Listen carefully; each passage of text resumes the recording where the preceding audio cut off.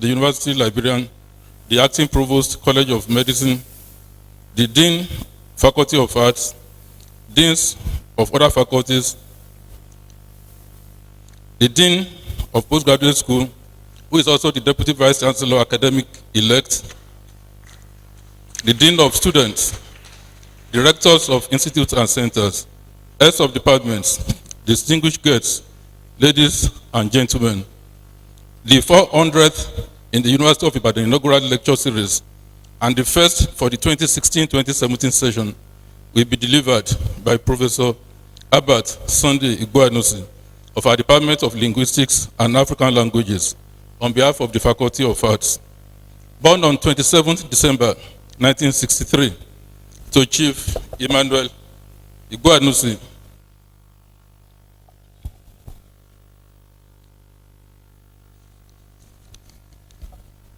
Chief Emmanuel Igboanusi and Mrs. Roslyn Igboanusi of Iyete, Owerri, in Olu local government area of Imo State.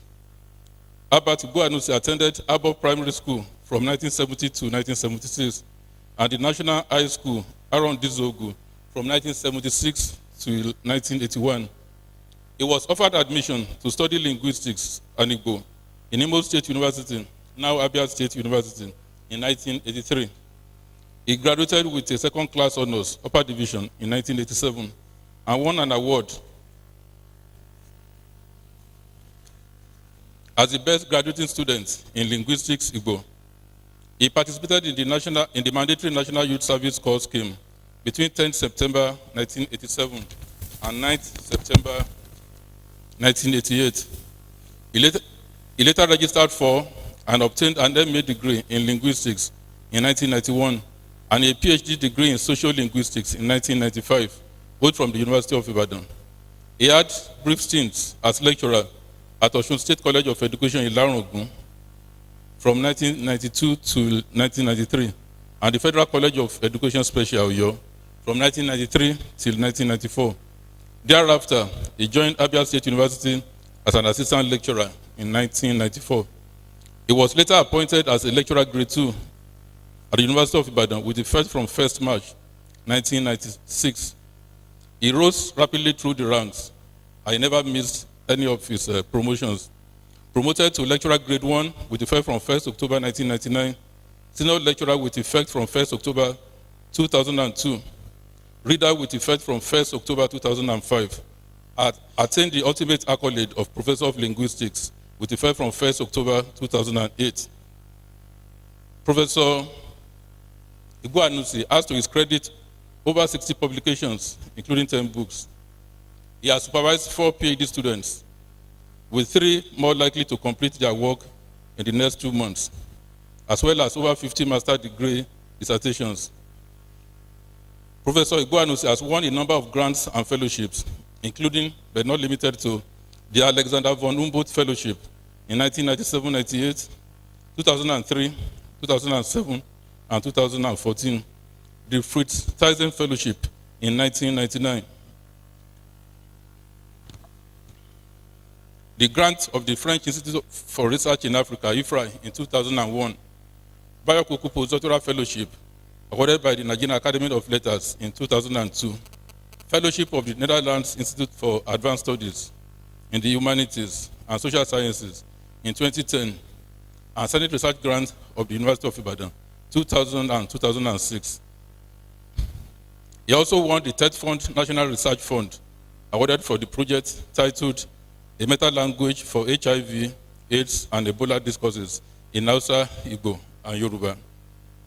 Professor Igboanusi has served as external examiner in many universities, including the University of Hong Kong, 2008, University of Ghana, Legon, 2014 till date, University of Lagos, 2007 to 2010, as well as 2014 till date, and University of Benin, 2014 to 2016. He has, amongst others, served as a visiting lecturer to some universities, including the Chemnitz University of Technology, 1997 to 1998, University of Berlin, Germany, 2003 and 2014, University of Koblenz-Landau, Germany, 2007, and University of Hong Kong, 2008, and Obafemi Awolowo University, Ile-Ife, 2010 till 2011. He belongs to many professional bodies and associations, including the West African Linguistic Association, Igbo Studies Association, Society for Pidgin and Creole Linguistics, and Hong Kong Association for Applied Linguistics. Professor Igboanusi has been a consultant in mother tongue-based bilingual education for the Gambia and Sierra Leone since 2010. He has also been a consultant on LADO, that's language analysis for the determination of refugee origin, for 4 European countries since 2003. Professor Albert Igboanusi is happily married to Ijeoma Lynn Igboanusi, and the marriage is blessed with children. It's a special privilege that I am the godfather to the eldest of the children, Cindy, who was born in year 2003, when both Albert and myself were in Berlin, Germany. It's now my pleasure to call on Professor Albert Sunday Igboanusi to deliver his lecture titled The Conflicts and Politics of Language. Professor Igboanusi.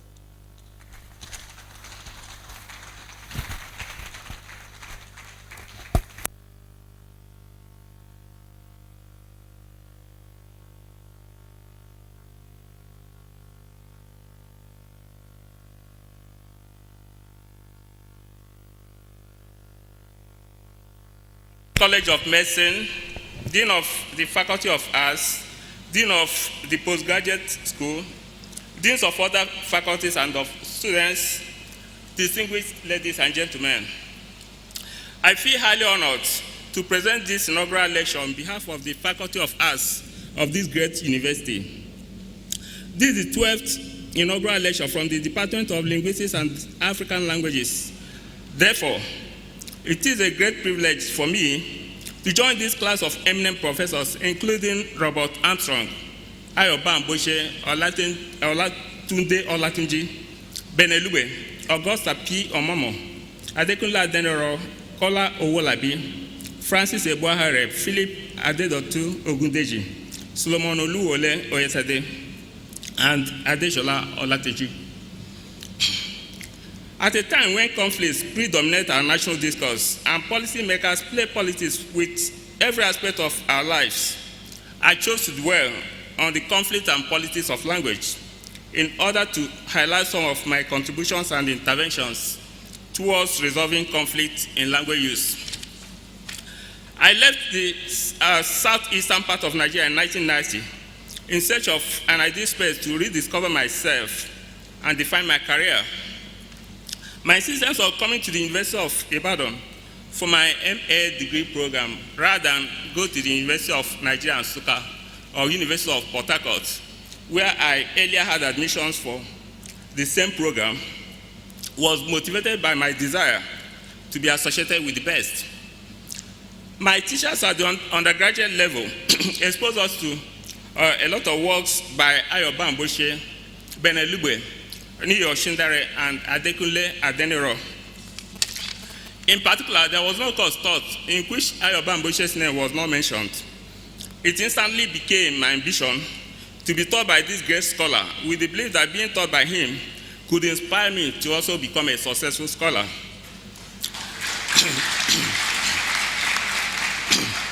Luckily for me, my 1990-91 set was the last set of MA students he taught before he retired at the age of 60. Hence, I achieved my first goal of coming to Ibadan, and the rest is now history.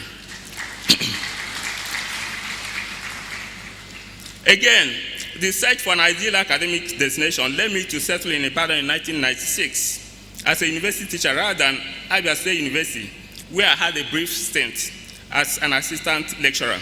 Unarguably, therefore, the University of Ibadan has successfully launched me to the Center of Global Sociolinguistic Scholarship. My story has been a fairy tale. When I was 10 years old, my father told me a story of how he was prevented from completing his secondary school education because of the untimely death of his mother. 3 days before my birth, a 90-year-old man came to my father and prophesied that his yet unborn child was a son. In addition, the old man told my father that his son was going to be so educated that he would be begged to stop reading.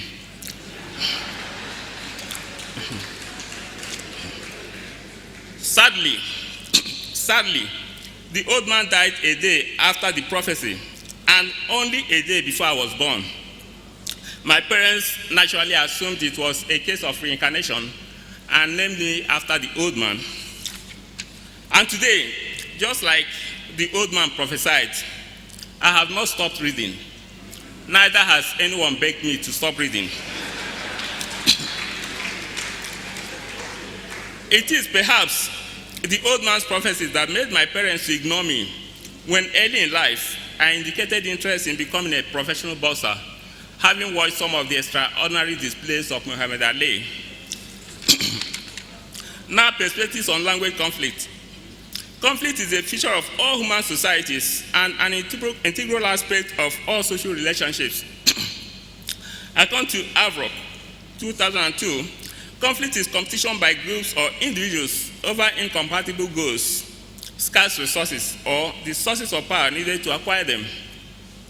What easily comes to mind when we talk of conflicts is the very well-known social conflict, which is a much more established phrase than language conflict. While social conflict easily relates to several individuals, not yet. While social conflict easily relates to several individuals or groups in competition for limited resources and power, language conflict usually relates to language contact. This means that languages in contact do come into conflict. Contacts, especially prolonged ones, usually lead to tension, resentment, and disagreements. Conflicts erupt because differences between social groups tend to create feelings of threat, uncertainty of status, fear, and rivalry. Language conflict may then be said to exist when a social group is faced with a choice of languages to use, and when there is a disagreement among the members of the group about this choice. It is often argued that languages are neither individuals nor social groups that can be involved in conflicts. This argument clearly shows that it is groups or individuals that are in conflict over language choice or status rather than languages being in conflict. In other words, although languages are said to be in contact, it is the speakers of such languages who experience the conflict that results from language contact situation. It is the people who feel threatened or dominated and who really compete using their language as a mere instrument. The rivalry may be motivated by the quest for political or economic domination, but language is simply dragged in because of the sentiments that go with it. Different kinds of language conflicts exist in Nigeria. Conflicts among speakers of the major languages, conflicts between speakers of the major languages and minority languages, conflicts existing among speakers of different dialects of the same language, and then, of course, conflicts between indigenous Nigerian languages and English or Nigerian Pidgin. Other levels of language conflict are regularly experienced in different situations, namely educational contexts, places of worship, workplaces, markets, families, communities, streets, and so on. Causes of language conflict. Language conflict may be caused by competition, language survival, and differential language policies. Does language difference, grievance, or its combination with other factors lead to violence? Of course, the answer is yes, because we've got several instances where differences in language have resulted in volatile ethnic wars, as we witnessed in parts of China, Sri Lanka, Turkey, and so on. Yet, there are so many instances where religious, political, and economic factors have been the causes of conflict and not really language. Examples abound in Nigeria. The conflicts in the Niger Delta, in Kano, Kaduna, Jos, Boko Haram, and then the recent rampaging Fulani herdsmen. These are all related to social conflict and not language. An interesting case of language conflict of some sort exists in the use of languages on the Nigerian currency. Ajami, an Arabic script used in writing Hausa, was inscribed on the national currency. By 2004, when Professor Chukwuma Soludo became the central bank governor, he subtly changed from Arabic inscriptions to using the three major languages, namely Igbo and Hausa. But by 2009, when Mr. Lamido Sanusi came on board as the central bank governor, he quickly reverted to the use of Ajami. So what we found today on the national currency is Ajami inscription. There was an obvious discontent arising from the change in language regime adopted by each of these actors. But happily, this did not result in a full-blown social conflict. This kind of conflict exposes the inability of the national language policy to protect and promote indigenous Nigerian languages over some political and religious considerations. Thus, language conflict may have direct links with language politics. Individuals get involved in language politics for a number of reasons, similar reasons for which language conflict may also occur, including the fact that language is an instrument of identity at various levels. Those who control language also exert some control on the society. Language may be used as an instrument of exclusion and, of course, for ideological reasons. Mr. Vice Chancellor, sir, I have spent my over 25 years of teaching experience working on different kinds of language conflicts, including the Igbo language conflict, Igbo literature and the conflicts of language, the politics of English, the conflict of ideologies and the politics of language education, language planning and development conflicts, and terminology planning for health discourse. The Igbo language conflict. In the course of the development of Igbo, the language has been the focus of a number of crises and conflicts, which continue to be reflected in the attitudes of the people towards their language, in their perception of the adequacy or appropriateness of the language as a medium of literature and the mass media, in their appreciation of the language's relevance in modern education, and in their loyalty and love for their language. Owolaga 2001, who distinguishes between language internal conflict and language external conflict, blends Igbo language conflict on dialectal fragmentation and the Igbo orthography controversy. The first part of Igbo language conflict arose from the competition of the different dialects of the language for the position of standard Igbo. As with the cases of many West African languages, the Christian missionaries laid the foundation for the study of the Igbo language. However, for several reasons which may be blamed on the missionaries themselves, Igbo did not develop at the same pace as Hausa and Yoruba. Igboanusi 2006, therefore, investigated the roles played by Christian missionaries in the development of Igbo and found that the rivalry between various missionary groups might have resulted in the crises and conflicts that adversely affected the language, as well as attitudes towards it. In addition to the roles played by the missionaries and the orthography dispute, Igboanusi and Peter 2005 identified the Nigerian Civil War, which resulted in the split of Igbo into Igbo-like languages, as we find in parts of rivers and delta states, problems associated with attitudes towards the language, neglect by governments of Igbo-speaking states, and, of course, dialect politics, as some of the factors which affected the development of Igbo. Many of us are, for instance, familiar with the assertion of linguistic independence of languages within and around Port Harcourt, which have adopted the prefix R to change obvious Igbo names to sound and look differently. So today, instead of Umuokoro, we find Urumokoro. Instead of Imuigbo, we find Rumigbo, and so on. With respect to the exaggerated number of Igbo dialects, Igboanusi and Peter 2005 intervened by reclassifying Igbo dialects based on states where they are spoken. Thus, we have Abia, Imo, Anambra dialect, and so on. Although this approach does not claim that there is absolute uniformity in the dialect spoken in this sense, it appears to be the most practical and realistic description of Igbo varieties, because the Igbo today associate speakers of Igbo dialects with features common to their sets. A major regret in my contribution to the development of Igbo language has been my inability to cause important spelling reform of place names for Igbo, which has left the language with some wrong spellings, such as we find with the spellings of Oka, Olo, Oweri, Enugu, Nsukka, and so on. Now, Igbo literature and the conflicts of language.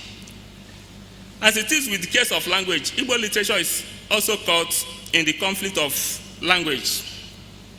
In the discussion of Igbo literature, the influence of the oral tradition and the use of language have been issues of major concern. Consequently, Igboanusi 1995 defines Igbo literature as literature in the Igbo language and Igbo English.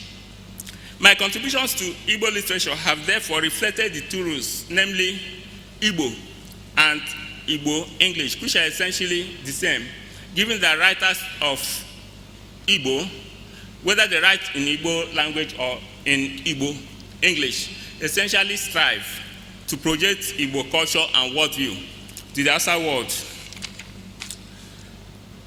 A well-known Igbo proverb, perhaps popularized by Chinua Achebe, said that one does not watch a masquerade by standing in a particular position. I have heeded this advice by straddling both Igbo English literature and literature in Igbo language in order to explore the full potentials of Igbo literary tradition. The conflict of ideologies and the politics of language education. At a period when language policies are often at variance with practices and teachers and education supervisors are confused about the language policy in schools, the politics and conflicts in the choice of language of instruction in schools have occupied much of my academic endeavor with the aim of providing lasting solution to a major national challenge. It can be argued that education is the center of language politics, and reflecting on the politics of language, Shuhami notes, while language is dynamic, personal, free, and energetic, with no defined boundaries, there have always been those groups and individuals who want to control and manipulate it in order to promote political, social, economic, and personal ideologies. In educational context, language education policies are entirely about education and the ideological regulations of language. In order to achieve their ideological inclinations of education stakeholders, language education policies are often manipulated, maneuvered, and circumvented. For many parents who insist that access to social mobility and political power is associated with English language proficiency, the manipulation of language policy is to achieve economic ideology and protect the future of their children. Publishers, politicians, and practitioners of private schools promote language ideology, one that strongly links educational success with the English language. The national policy on education makes provision for initial literacy in the child's first language or the language of the immediate community at the pre-primary and junior primary levels. The policy goes ahead to make provisions for language at various levels of education. Of course, these are good educational policies, which sadly have been affected by politics and conflicts of ideologies.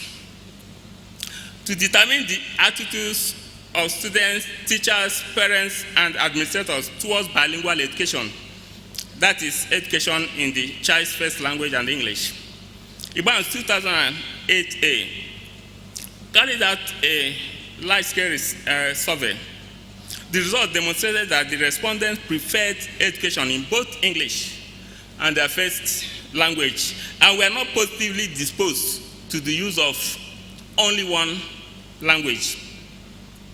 It is felt that bilingual education would allow school children to be competent in both English and their Nigerian indigenous language.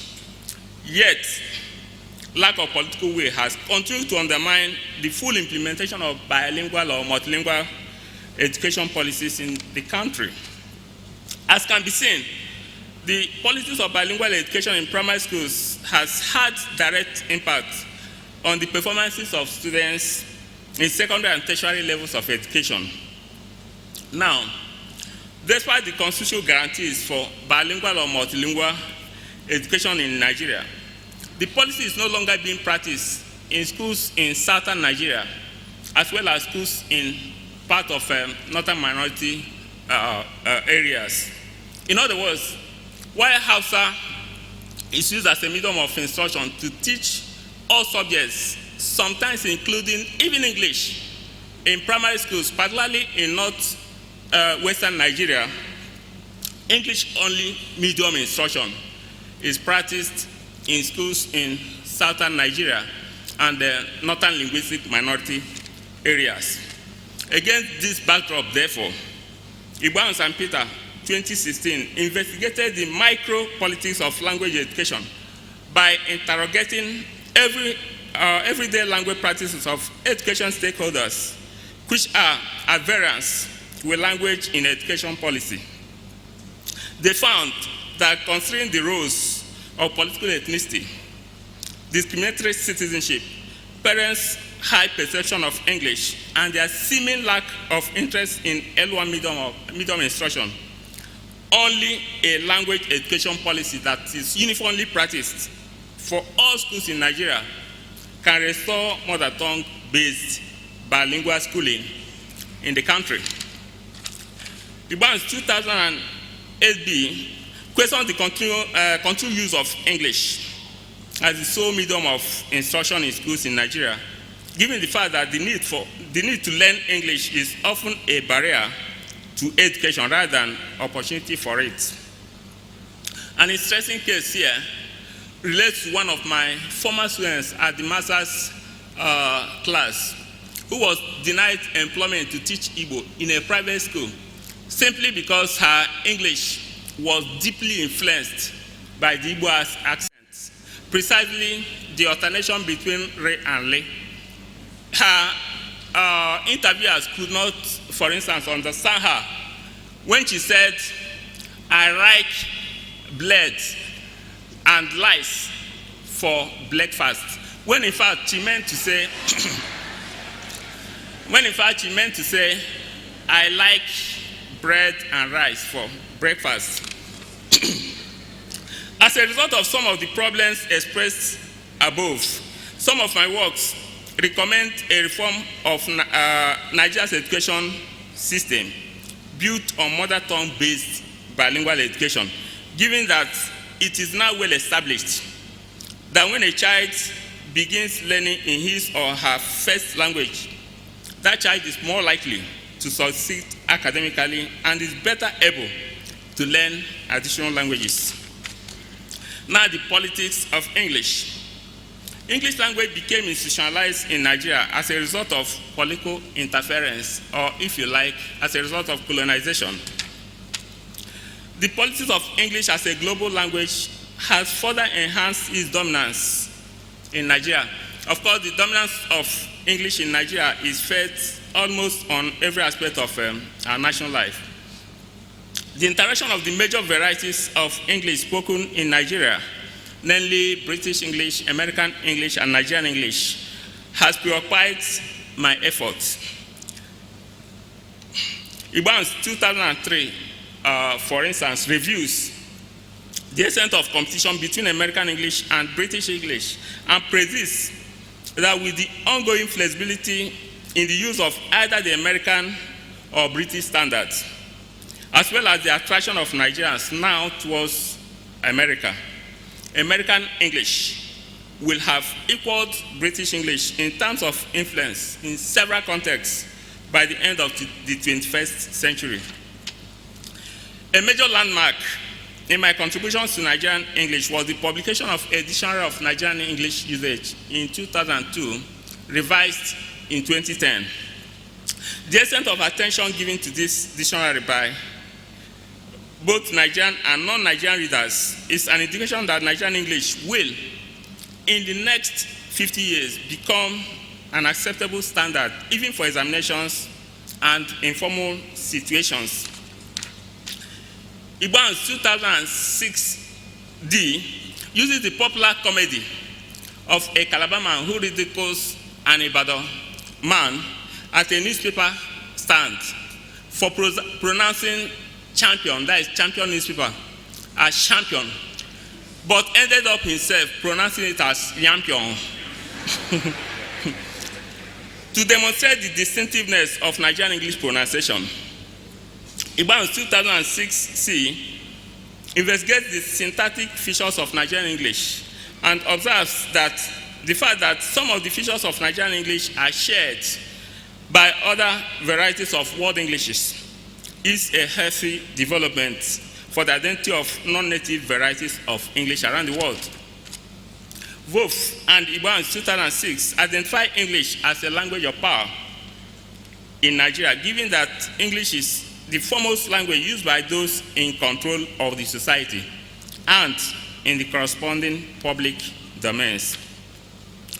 Now, with the increasing spread of Hausa even beyond Nigeria and the ongoing globalization of Yoruba threatening the dominance of English in Nigeria, of course, the answer is no, at least not within the next 50 years. In general, therefore, my studies on Nigerian English have helped to define the identity of this variety of English.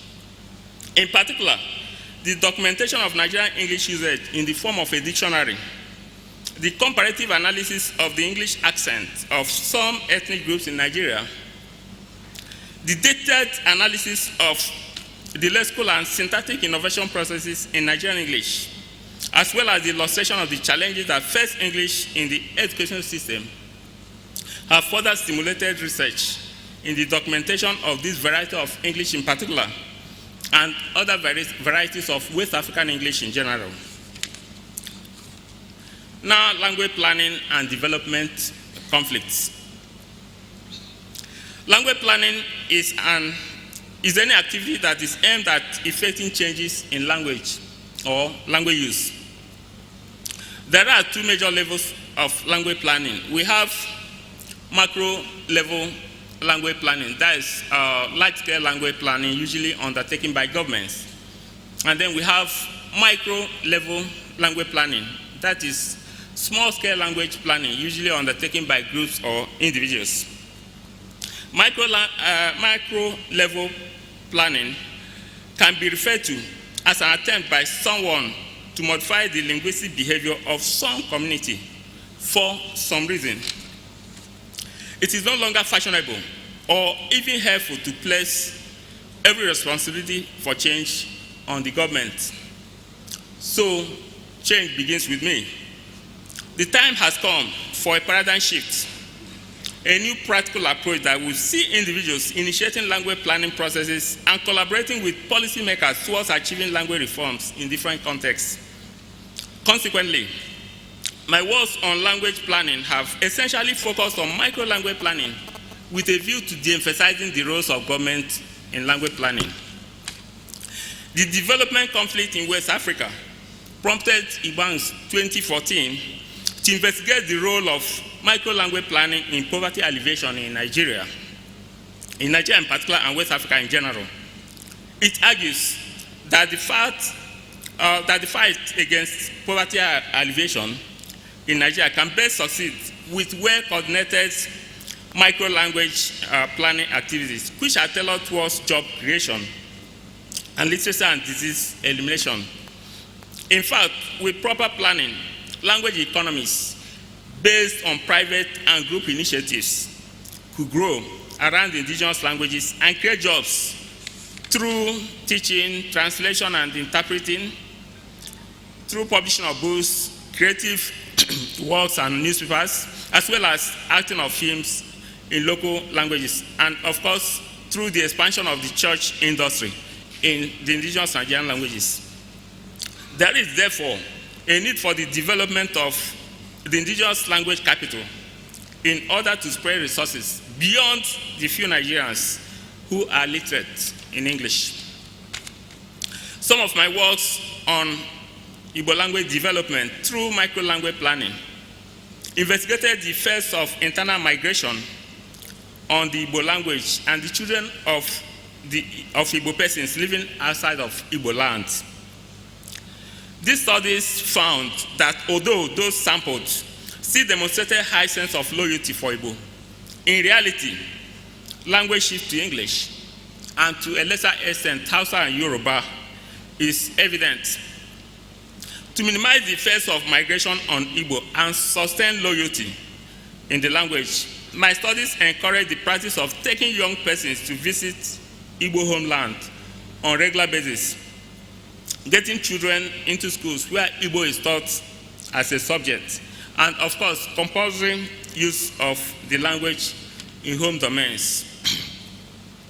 The development of minority languages has also attracted the attention of my scholarship. Some religious, political, and economic pressures are conniving to exterminate the minority languages in Nigeria. Given the socio-political variables in the country, the survival of minority languages will depend largely on a change of attitude by the speakers of these languages by using their languages in several domains. Similarly, Igboanusi 2008 explored the possibility of empowering Nigerian Pidgin and its speakers by raising the value of the language through status planning, especially in the education system. Unfortunately, a large majority of survey respondents did not favor the use of Nigerian Pidgin in education. Three major problems associated with the promotion of Nigerian Pidgin are: 1, lack of economic value; 2, perceived effects of Pidgin on the local languages; and 3, the effect of the use of Nigerian Pidgin on English language proficiency. To raise the value or profile of Nigerian Pidgin and draw attention to it, words of global importance should be translated into Nigerian Pidgin. The language should first be introduced as a school subject in areas where Nigerian Pidgin is popularly used before attempting to introduce it as a medium of instruction. Teaching Nigerian Pidgin as a subject will enable Nigerians to draw a line between Nigerian Pidgin and standard Nigerian English. The good news, however, is that in many urban and rural schools in Edo and parts of Delta States, teaching takes place in a combination of English and Nigerian Pidgin. Igboanusi and Puts 2008 highlight the roles of Nigerians in rejecting General Sani Abacha's imposition of French as Nigeria's second official language. The declaration of French as second official language in Nigeria might have been intended by the government of General Sani Abacha to counteract the US and UK-led isolationism. But Nigerians clearly understand the socio-political context of that policy and have allowed it to exist only in principle.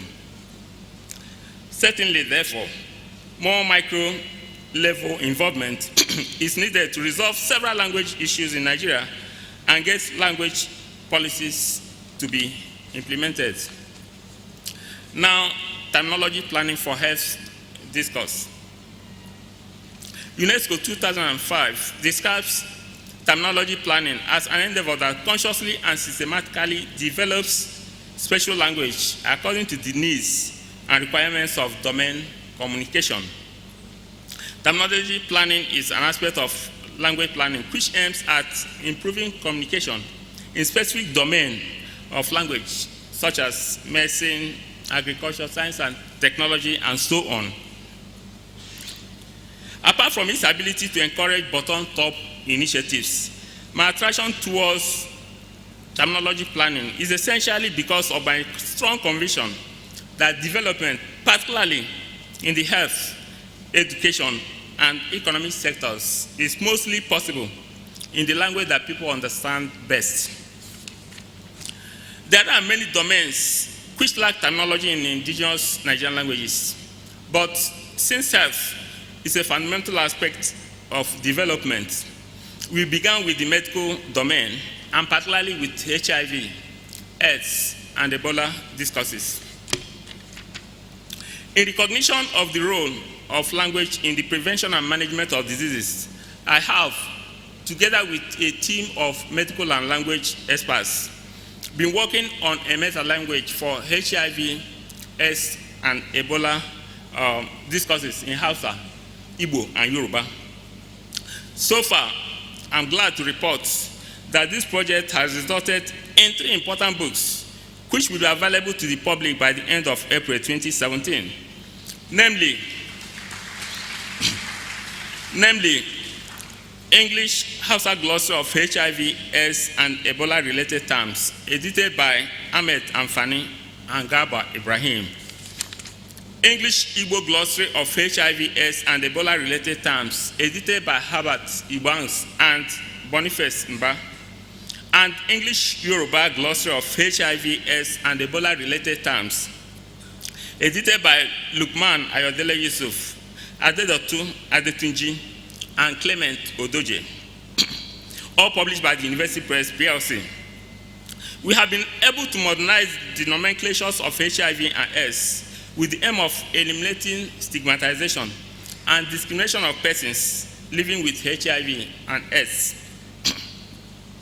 For example, we chose Orin Chekwa Ahom, or ONA. That is something that fights or weakens the body immunity for HIV in Igbo. And Mewu, a condition that causes emaciation for AIDS.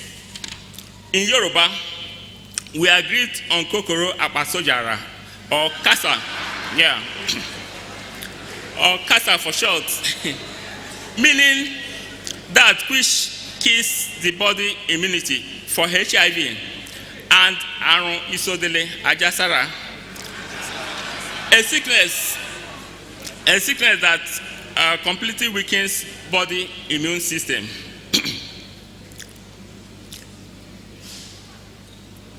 Yeah, that is for S.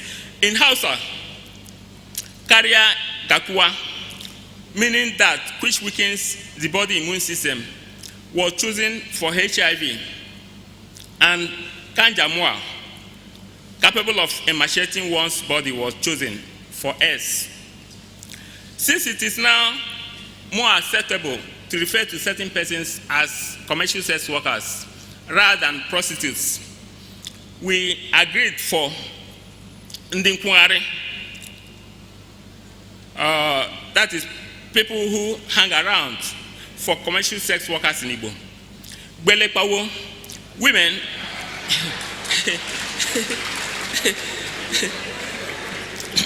women who stay at home making money in Yoruba, and Mata Damazla, that is women who are living independently in Hausa.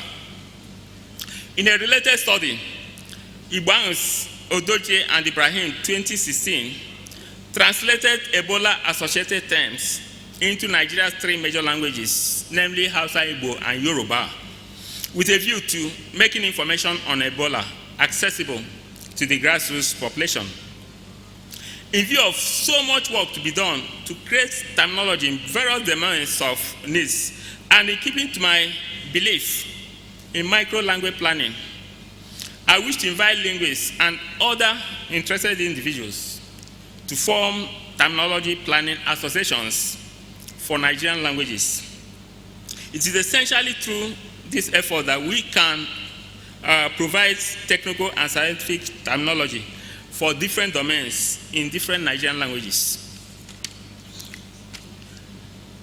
Mr. Vice Chancellor, sir, I've tried to explore the opportunities available in sociolinguistics to resolve the conflicts and politics of language development. whether applied to literature or to language, it is amazing to acknowledge the flexibility of sociolinguistics. I really wonder if there's any other social or human science field that enables one the flexibility to relate with any subject, medicine, law, education, security, economics, and so on. I have maximally taken advantage of this flexibility and applied my skills in sociolinguistics to interrogate educational, political, economic, literary, linguistic, and medical issues. My story is a very modest achievement, at least by my own standards. A well-known anecdote in the Igbo worldview narrates the story of a lizard which fell down from a tree, looked either ways, and beat his chest, saying, "If no one else praises me, I'll praise myself."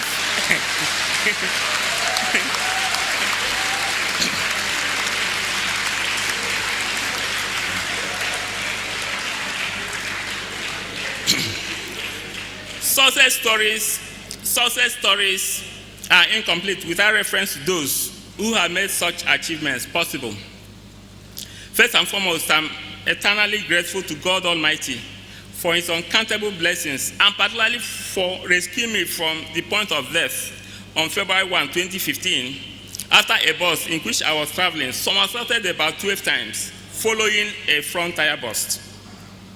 My story would not have been possible without the magnanimity of my parents, Chief Emmanuel Igboanusi and Mrs. Roslyn Igboanusi, who sacrificed their comfort for my education.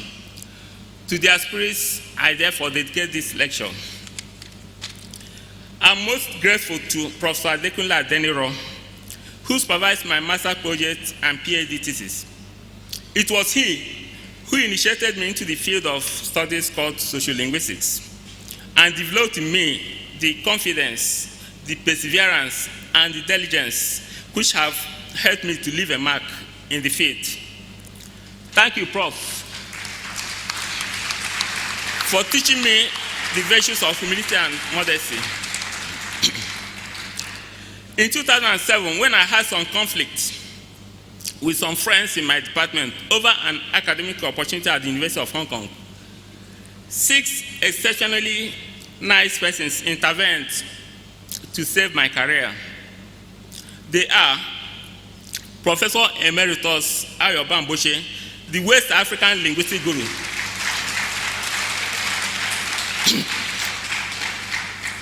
Professor Adigu Abaje, then the Deputy Vice Chancellor Academic, Professor Idowu Olayenka, now the Vice Chancellor of University of Ibadan,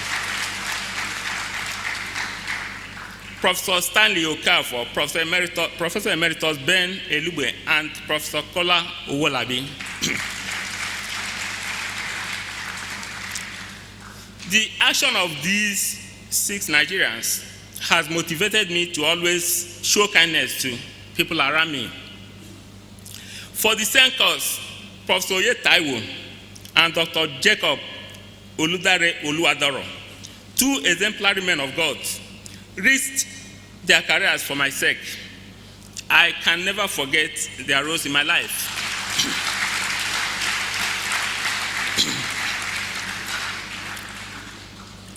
I acknowledge the support of my uncles, my siblings, my cousins, particularly Onye Igboanusi and Silvanus Ezigbo, who are here, my in-laws, particularly Bridget Duru, who is here. The following family friends have been wonderful.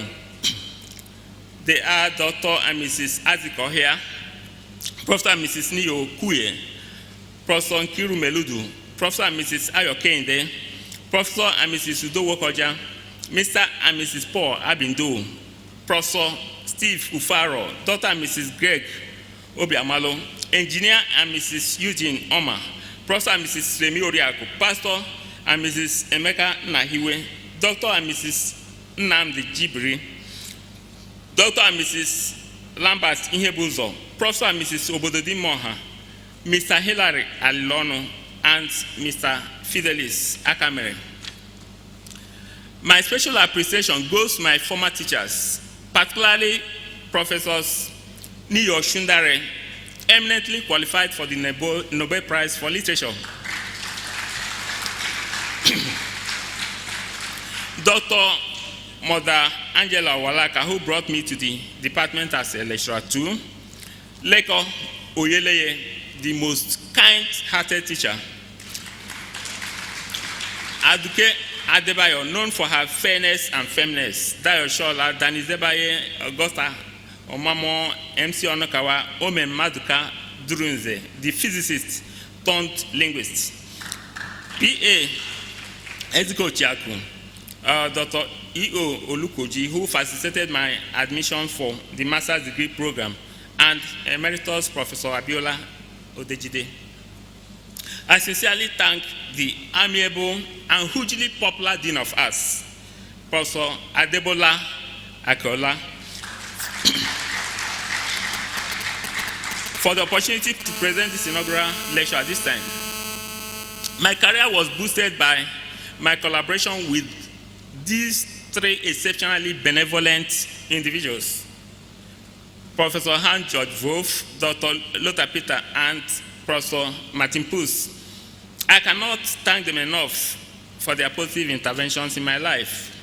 I similarly appreciate my collaboration with such great scholars as Joseph Schmidt, Peter Luku, Brigitte Reinecke, Richard Taylor, Toko Omoniyi, Augustine Simobobda, and Adams Botomo.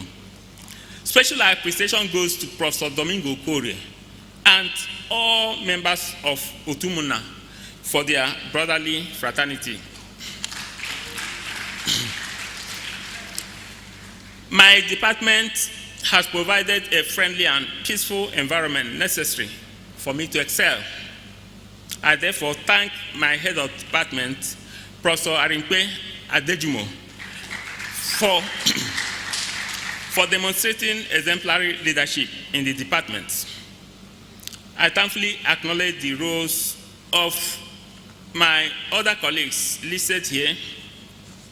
Within the faculty, I have enjoyed rewarding companionship of so many persons, some of whom have been listed here. I thankfully acknowledge colleagues from other universities, particularly those who have been able to attend this inaugural lecture. I saw Professor Yekasai from Utmandan Fodio University, Sokoto. He's here with us. Dr. Satatima and some of his colleagues have come all the way from BUK Kano for this lecture.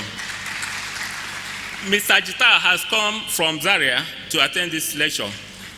Dr. Greg Obiamalo has come from Unizik, Oka.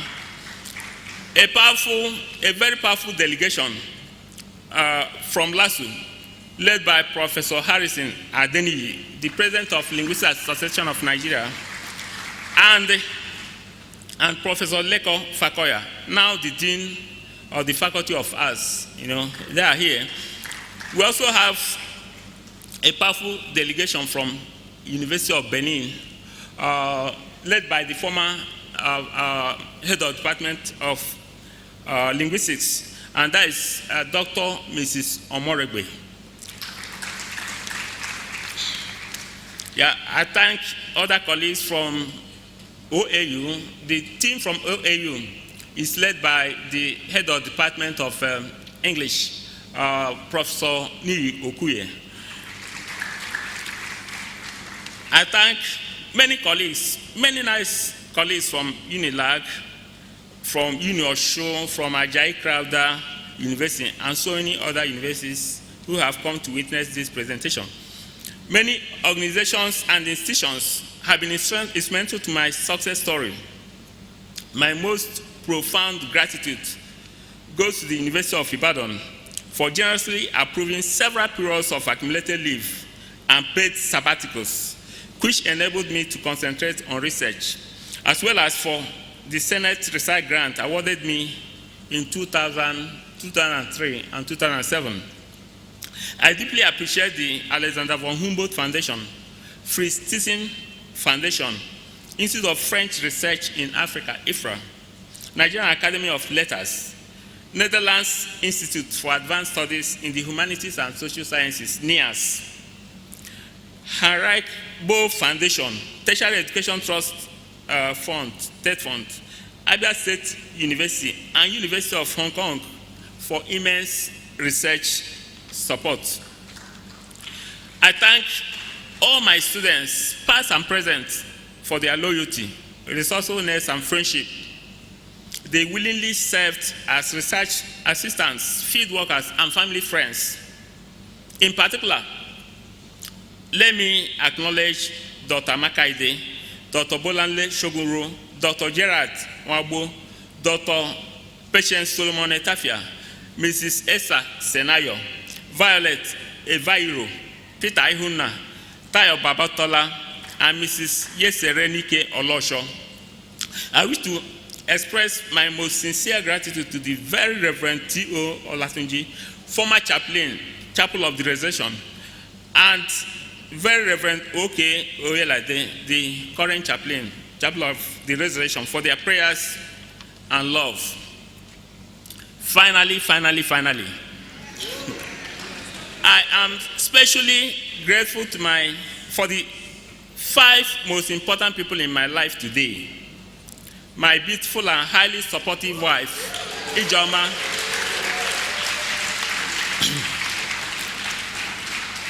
and my children, Cindy, Chisom, Ogochukwu, and Chidubem. My family has always provided me with the unparalleled affection and the stability to work maximally, leisurely, and fruitfully. Thank you very much for listening.